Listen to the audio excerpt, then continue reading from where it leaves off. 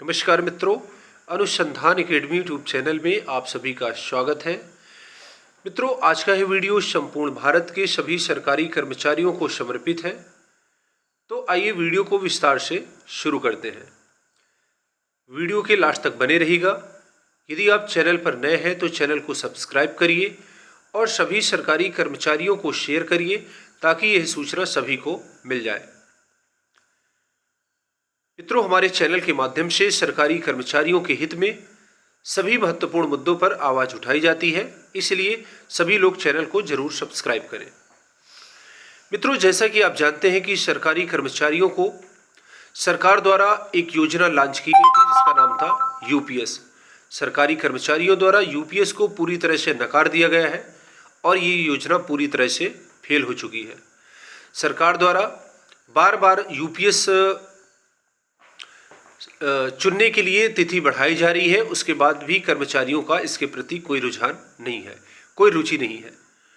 तो सरकारी कर्मचारियों द्वारा ओपीएस योजना को लागू करने के लिए 5 नवंबर को दिल्ली के जंतर मंतर पर धरना प्रदर्शन करने का निर्णय लिया गया है। तो आइए इसको विस्तार से देखते हैं। यहाँ पर आप देख रहे हैं, ओपीएस पेंशन लेने पर अड़े कर्मचारी अब जंतर मंतर पर देंगे धरना। यूपीएस को 5% कर्मचारियों ने भी नहीं अपनाया। सरकारी कर्मचारियों के लिए पिछले साल ही यूपीएस लाया गया था, लेकिन कर्मचारियों ने इसे पूरी तरह से नकार दिया। कर्मचारियों की एक ही मांग है, ओल्ड पेंशन स्कीम। इसके लिए दबाव डालने के लिए वे अगले ही महीने 9 तारीख को दिल्ली के जंतर मंतर पर धरना प्रदर्शन देंगे। केंद्र सरकार की यूनिफाइड पेंशन स्कीम को अभी भी ज़्यादातर कर्मचारी पसंद नहीं कर रहे हैं। वे चाहते हैं कि ओल्ड पेंशन स्कीम को वापस लिया जाए, क्योंकि ओल्ड पेंशन स्कीम में बहुत सारी अच्छी बातें थी जो कर्मचारियों के लिए हित में थी, जिनको एनपीएस और यूपीएस में नहीं दिया गया है। ओल्ड पेंशन स्कीम में कर्मचारियों के वेतन से किसी प्रकार की कोई कटौती नहीं होती थी। उसके बावजूद भी जब कर्मचारी रिटायरमेंट होता था, कर्मचारी के रिटायर होने पर उसको अपने वेतन का 50% पेंशन के रूप में दिया जाता था। लेकिन यहाँ पर कर्मचारियों के वेतन से 10% सीधे सीधे सरकार द्वारा काट लिया जा रहा है, और वो भी वेतन से तो हर महीने काट लिया जा रहा है, किंतु कर्मचारियों के एनपीएस खाते में 2-2, 3-3 साल तक पैसे नहीं डाला जा रहा।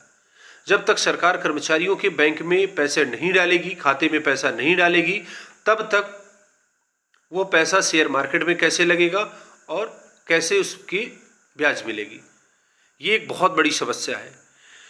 तो ओल्ड पेंशन स्कीम को वापस लाने के लिए कर्मचारियों ने 9 नवंबर को दिल्ली के जंतर मंतर पर धरना प्रदर्शन करने का निर्णय लिया है। वे चाहते हैं कि ओल्ड पेंशन स्कीम को वापस लाया जाए, जिसे 2004 में नेशनल पेंशन सिस्टम में बदल दिया गया था। सरकार पर दबाव पड़े, इसके लिए कई कर्मचारी संगठन आगामी 9 नवंबर को जंतर मंतर पर प्रदर्शन करने की तैयारी है। All India NPS employees federation के अध्यक्ष मंजीत पटेल का कहना है कि वे और दूसरे संगठन के साथ मिलकर ओपीएस की बहाली की मांग करेंगे। उन्होंने दिल्ली पुलिस को इस प्रदर्शन की जानकारी भी दे दी है और यह प्रदर्शन बहुत ही बड़ा होने वाला है। 5% से भी कम कर्मचारियों ने ओपीएस को अपनाया है।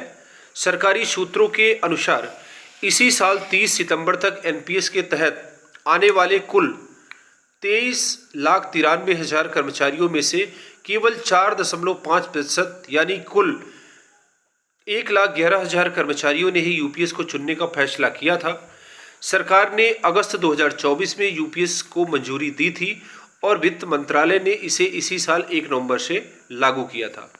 शुरुआत में एनपीएस कर्मचारियों के पास यूपीएस चुनने के लिए 30 जून तक का समय था, लेकिन इसे अपनाने की धीमी रफ्तार को देखते हुए यह सीमा 2 बार बढ़ाई गई है, पहले 30 सितंबर तक और फिर 30 नवंबर तक।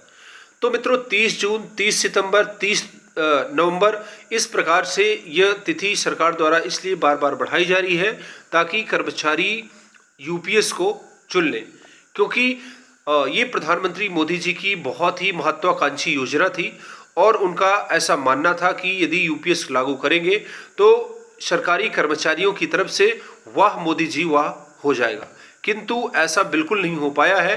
कर्मचारियों को सरकार की यह यूपीएस योजना बिल्कुल भी रास नहीं आई है। उसी का परिणाम है कि 24 लाख कर्मचारियों में से केवल 1 लाख कर्मचारियों ने ही इसको अभी चुना है। यहाँ पर आप देख रहे हैं ओल्ड पेंशन स्कीम क्यों चाहते हैं।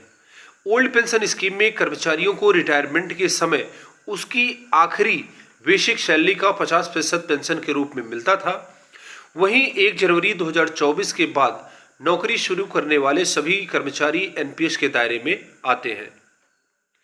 एनपीएस में पेंशन की रकम बाजार के उतार चढ़ाव और कर्मचारी द्वारा निवेश की गई राशि पर निर्भर करती है।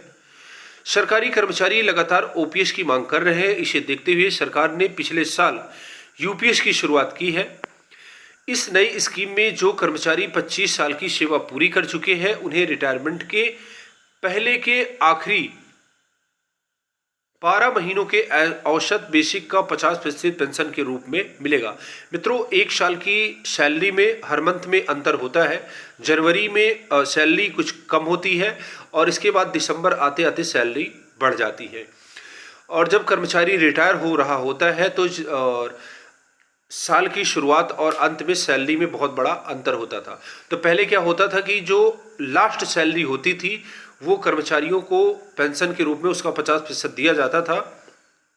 लेकिन अब यहाँ पर क्या है, साल भर के वेतन का औसत निकाला जाएगा, उसके बाद उसको 50% के रूप में पेंशन के रूप में दिया जाएगा। एनपीएस के तहत आने वाले कर्मचारी यूपीएस में स्विच कर सकते हैं। हालांकि कई केंद्रीय कर्मचारियों ने नाम न छापने की शर्त पर कहा है कि बाजार से जुड़ी एनपीएस यूपीएस से बेहतर विकल्प है।